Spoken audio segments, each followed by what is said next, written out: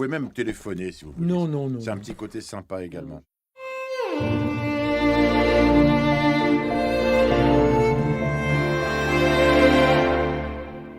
La salle de lecture. Pierre Lemaître, bonjour. Bonjour. Nous nous retrouvons pour le podcast et là je passe l'intro parce que ça nous fatigue tous les deux et vous allez prendre une enveloppe et dans l'enveloppe il y aura une question et cette question... Qui me fatigue déjà à l'avance, n'est-ce pas? Alors, première question de ce 4e épisode. Alors comme d'habitude, n'est-ce pas, je le dis pour les auditeurs, chaque question est censée être dans une enveloppe, mais en fait chaque enveloppe comporte plusieurs questions. Mais il n'y a qu'un papier. Il n'y a qu'un seul papier. Ah oui, c'est toujours deux questions quand ça n'est pas. Une question, un papier. Quelle importance accordez-vous à la courbe du poids, courbe des ventes? Et que pensez-vous des décisions thérapeutiques parfois prises par votre pédiatre éditeur? Ça aurait mérité 2 enveloppes puisque les deux questions sont d'une nature tout à fait différente, mais je ne m'en formalise pas. Quelle importance accordez-vous à la courbe du poids, courbe des ventes? Alors, la courbe du poids et la courbe des ventes, pour moi, c'est pas la même chose. La courbe du poids, c'est l'épaisseur du livre. Alors moi, je fais des bébés de 530 pages. Ne me demandez pas pourquoi, je pense que c'est de génétique. Mais globalement, quand je me mets à écrire, je fais un plan et quand je regarde le plan, que j'essaie de mesurer ce que ça va faire comme roman, je tombe à peu près sur 530 pages. Aucun de mes romans ne fait exactement 530 pages, mais il se trouve que c'est ma longueur, c'est ma longueur d'écriture. Quand je monte une intrigue, elle finit par faire entre 500 et 550 pages. Donc, je ne m'inquiète pas de la courbe de poids parce que d'une certaine manière, je la connais à l'avance. Par contre, la courbe des ventes, c'est autre chose. J'y attache de l'importance parce que quand vous avez travaillé 18 mois sur un livre, que vous l'avez mis sur la table des libraires, que vous avez travaillé relativement seul pendant tout ce temps, vous avez envie de savoir si vous avez travaillé pour rien ou pour quelque chose ou pour quelqu'un. Donc la courbe des ventes, bien sûr, ça n'est pas un index du fait que votre livre est bon ou pas bon. Il y a de très bons livres qui ne se vendent pas, de très mauvais livres qui se vendent beaucoup, mais c'est au moins un index de l'intérêt que des lecteurs prennent à vous lire. Donc, c'est indépendamment du fait que, naturellement, la courbe des ventes va indexer la facilité avec laquelle je vais pouvoir payer mes impôts, mais avant tout, c'est la récompense ou la punition qu'infligent à bon droit les lecteurs à un livre, ce qui crée des déceptions, des attentes, de la nervosité, de temps en temps des joies. En tout cas, c'est toujours cette courbe de vente, au moins dans les premiers temps, les premières semaines du lancement du livre, c'est quelque chose que n'importe quel auteur scrute avec plus ou moins d'inquiétude, voire d'angoisse. Et le nombre de livres que vous avez publiés et la longueur de votre carrière ne change malheureusement pas grand-chose à cette impatience, voire à cette inquiétude. Et que pensez-vous, c'est la seconde question, des décisions thérapeutiques parfois prises par votre pédiatre éditeur? Alors écoutez, je n'ai jamais eu à m'en plaindre. Il se trouve que ma méthode de travail fait que je livre à mon éditeur des romans relativement stabilisés et qu'il n'est pas arrivé souvent qu'un éditeur, j'en ai pas eu beaucoup, j'ai eu 2 éditeurs dans ma vie, Albin Michel et Kalman Levy, il n'est pas arrivé souvent qu'un éditeur me demande de faire des modifications drastiques à un roman. C'est arrivé une fois ou 2, et quand c'est arrivé, il avait raison. Donc j'en ai pas souffert, parce qu'il mettait le doigt sur quelque chose qui était juste, et je fais partie de ces auteurs qui écoutent ce qu'on leur dit. Non pas que je pense que tout le monde a raison contre moi, mais j'écoute. Je suis assez peu sûr de moi, et j'ai tendance à écouter. Alors de temps en temps, j'écoute et je dis non, je suis pas d'accord, mais j'écoute toujours et je suis entouré de gens et j'ai été entouré d'éditeurs assez pertinents qui, lorsqu'ils m'ont fait des remarques, faisaient des remarques plutôt sagaces, plutôt pertinentes. Donc, j'ai pas de mauvais souvenirs de décisions thérapeutiques prises par les pédiatres. Quand ils ont pris des décisions, c'était avec mon accord et généralement pour des raisons que je partageais. Et sur la présentation du livre, la couverture, par exemple? Alors, il y a eu deux périodes. La période où je ne pesais rien et la période où je pèse lourd. Alors, la période où je pesais rien, l'éditeur il faisait ce qu'il voulait puisque je pesais rien et que la décision, il la prenait sans me consulter. Je n'ai pas eu de mauvaise surprise d'ailleurs. Enfin, à aucun moment j'ai sauté en l'air en voyant une couverture, mais en tout cas, je n'étais pas interrogé. Et puis, comme je pèse un peu plus lourd, que maintenant je suis un auteur qu'on écoute un peu, l'éditeur m'interroge. Et puis, il m'interroge, et puis l'expérience a montré que quand on fait les choses dans un bon partenariat avec un éditeur, que ni l'un ni l'autre, ni l'éditeur ni l'auteur ne tient à des positions, je dirais, de principe, intangibles, n'est absolument certain d'avoir raison, etc., on finit toujours par trouver quand même quelque chose qui satisfait tout le monde. De temps en temps, c'est plus ou moins long. Des fois, c'est très fulgurant. Ça a été le cas, par exemple, pour Le Grand Monde. On est très vite tombé d'accord sur ce qu'il fallait faire. Il y a des livres sur lesquels c'était un petit peu plus long. Mais en fait, ça dépend vraiment du type d'auteur que vous êtes et du type d'éditeur avec qui vous travaillez. J'ai eu la chance, vraiment, dans ma carrière, globalement, d'être toujours plutôt bien heureux avec les décisions de mes éditeurs. J'ai pas été un auteur malheureux chez mes éditeurs. Je suis généralement plutôt un auteur heureux. Très bien. Pierre, enveloppe suivante, triple enveloppe, question. Triple question, comme d'habitude, bien sûr. Ouais. Alors, celle-ci est très décevante. C'est une seule question sur le papier. Mince. J'en suis fort Marie.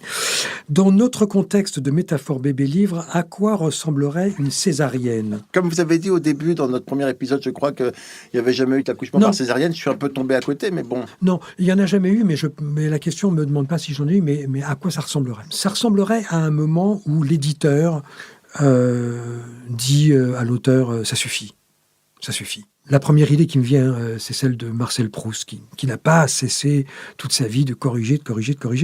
Et à plusieurs reprises, ses partenaires lui disaient « Bon, écoutez, faut arrêter. Chaque fois qu'on vous envoie une correction, vous rajoutez des corrections. Alors, on remet en page et vous rajoutez des corrections. Il y a un moment où il faut s'arrêter. » Donc là, je pense qu'il y a un moment où la césarienne devient indispensable. Alors, ça ne m'est pas arrivé, encore une fois, parce que il y a un moment où... moi-même, j'en ai marre.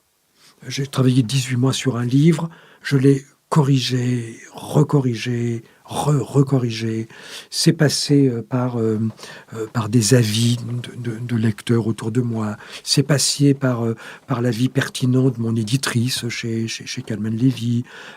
C'est passé par tellement de strates que vous avez le sentiment que le bébé, il est fait. Et qu'il y a un moment où il faut s'arrêter là. Et c'est ce que j'appellerais la césarienne, c'est-à-dire un espèce d'acte un peu violent qui dit « il faut que ça sorte ». Il faut que ça sorte, parce que vous ne ferez rien de mieux, et que si vous continuez, vous allez faire quelque chose de mal.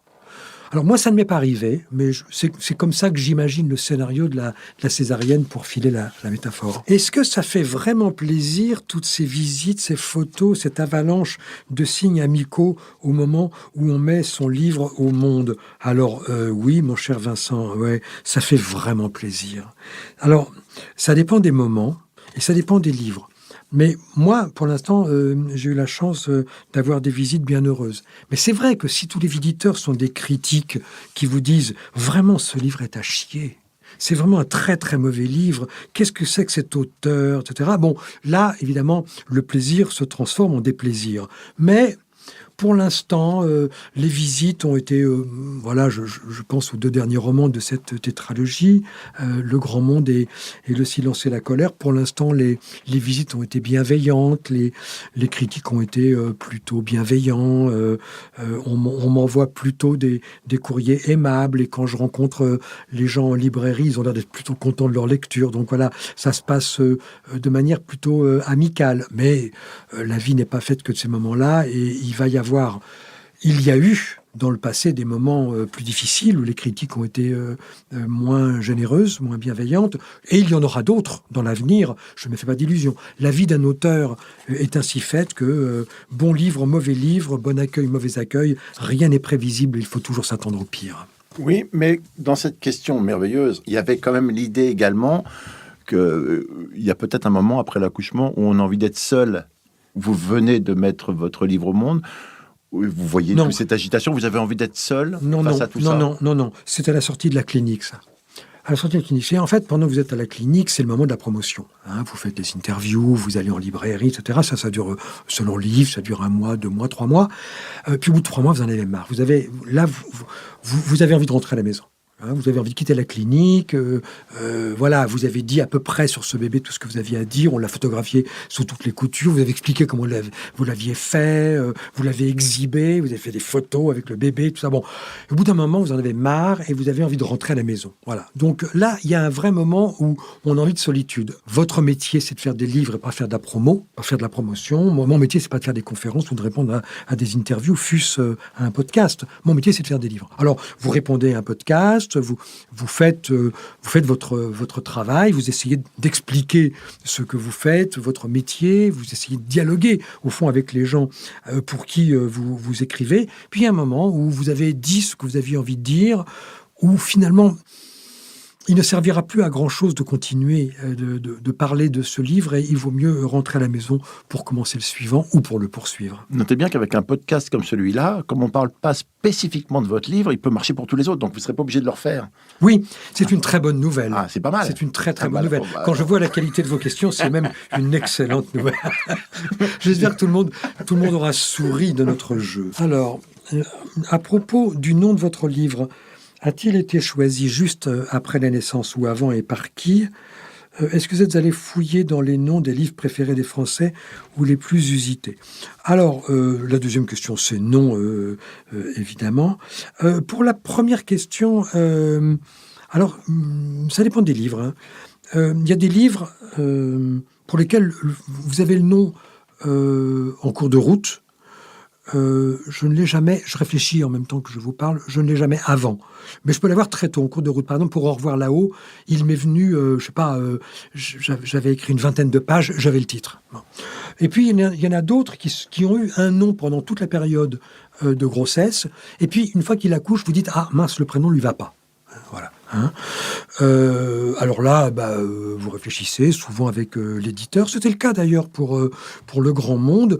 J'avais un titre que j'ai utilisé pendant toute la période où j'ai écrit. Et puis l'éditeur, quand il a reçu le livre, m'a dit « Écoute, le livre, il est bien, mais enfin, le titre, il va falloir le reprendre. » J'étais d'accord, il avait d'évidence raison. On a tout de suite rapidement trouvé beaucoup mieux. Mais il y a aussi des noms de romans qui finissent par s'imposer pour des raisons que j'appellerais génétiques. C'était le cas, par exemple, pour Au revoir là-haut. Au revoir là-haut est une expression très bizarre. En français, c'est une expression un peu boiteuse. Au revoir là-haut, on ne comprend pas très bien ce que ça veut dire. Alors, l'expression est boiteuse parce qu'elle a été écrite par un garçon qui ne maîtrisait pas très bien le français.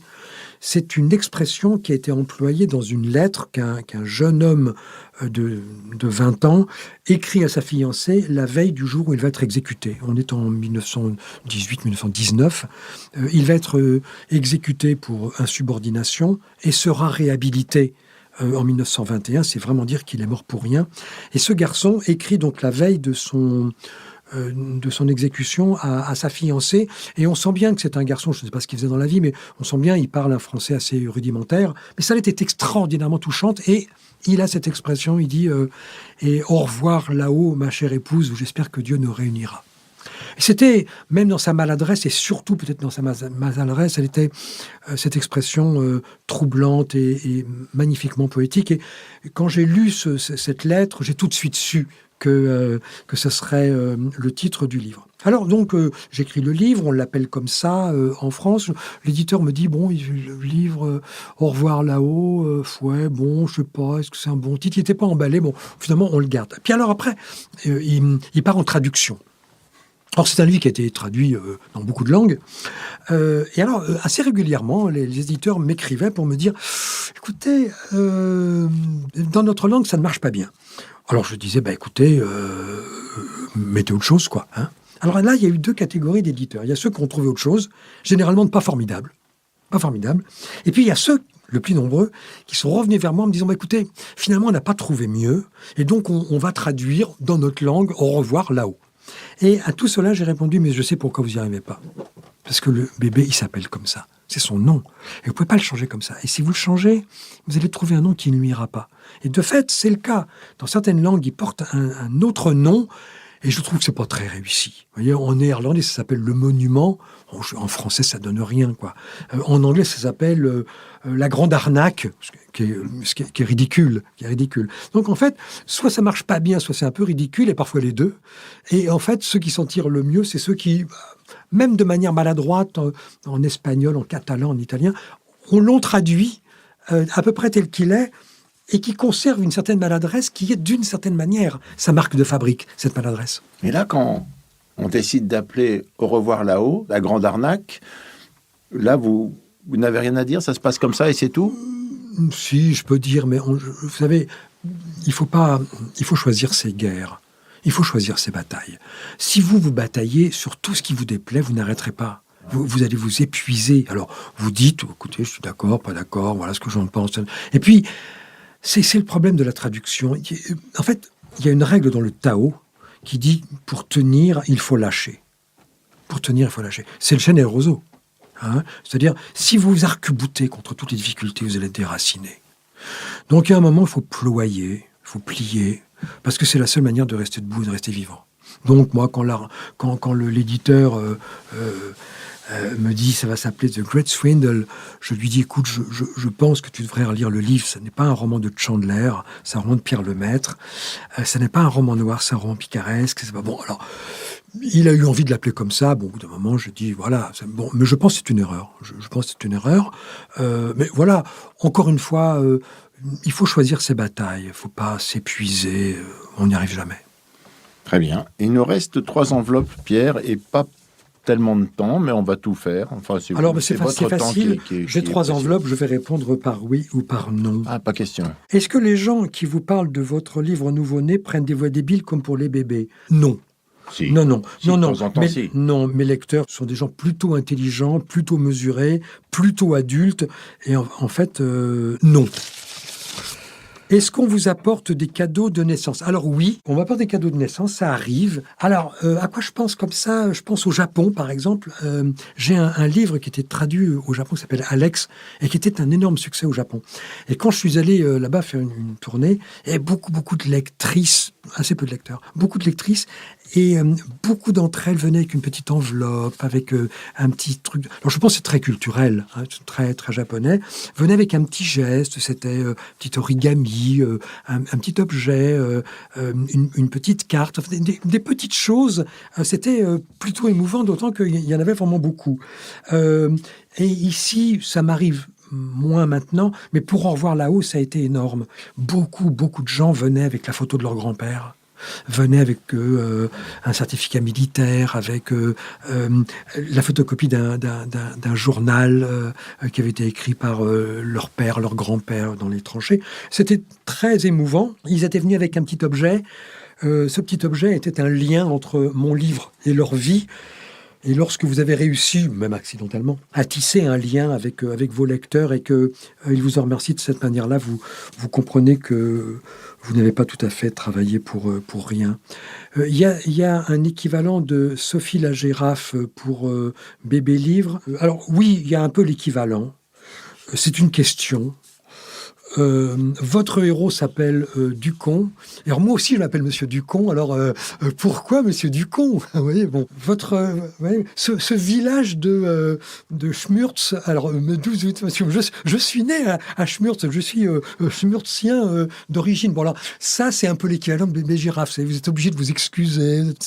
Les lecteurs pensent souvent que tout est prémédité, tout est maîtrisé.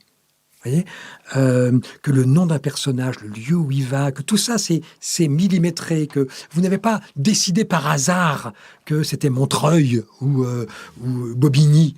Or, alors je sais pas comment travaillent les autres, mais moi de temps en temps j'ai besoin d'une ville en banlieue. Je dis là c'est Montreuil. Ça lève comme cette histoire de famille, quoi. Les familles c'est saoulant un peu, c'est-à-dire que la famille c'est celle qui vous rappelle tout le temps que vous aviez ce que vous avez fait quand vous étiez petit, tout ça. Donc les lecteurs c'est un peu ça aussi quand même. Alors les lecteurs. Vous savez, je me souviens d'une dame qui était venue me voir il n'y a pas très longtemps. Depuis, il y a eu 5 livres.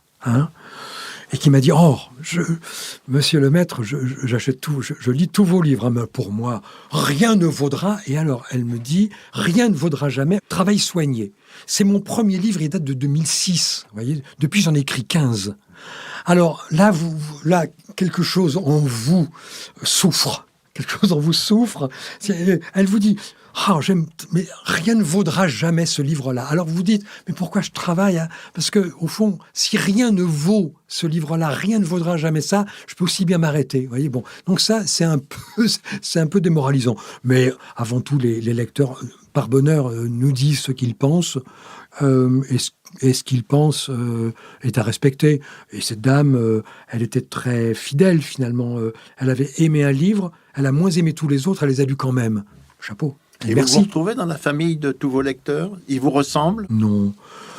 Non, d'abord parce que je les connais mal. Vous savez, les lecteurs sont des gens qui viennent vous écouter, avec qui vous allez passer un très bref moment. Ils viennent discuter 2 minutes avec vous pendant que vous leur dédicacez un livre. Vous ne pouvez pas dire que c'est une rencontre, quoi. Donc, alors on échange quelques mots, parfois souriants, ils me font rire, ils me racontent une anecdote, tout ça. Bon, je réponds à une question lorsqu'elle se pose, mais c'est un contact quand même relativement bref et on n'a pas une connaissance de ces lecteurs. On a une connaissance un peu générique. On voit bien, par exemple, qu'on a une classe d'âge ou une classe sociale selon les livres.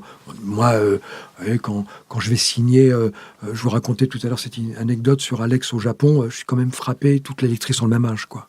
D'abord, il n'y a que des lectrices à 80%, 90%, puis elles sont toutes le même âge, elles sont toutes entre 25 et 35 ans. Donc là, il y a une question qui se pose. Pourquoi ?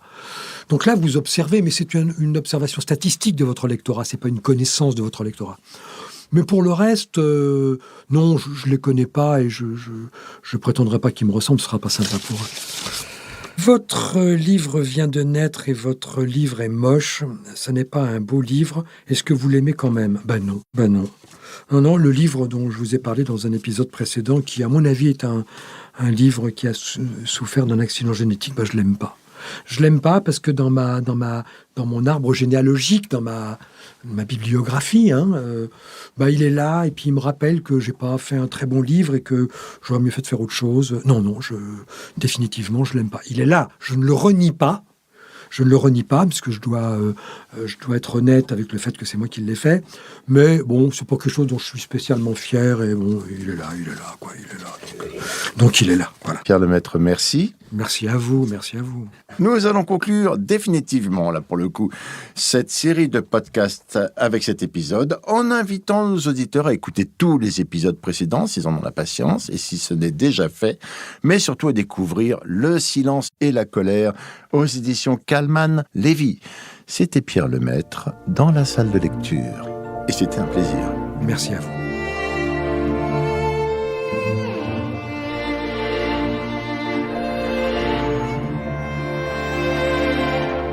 La salle de lecture.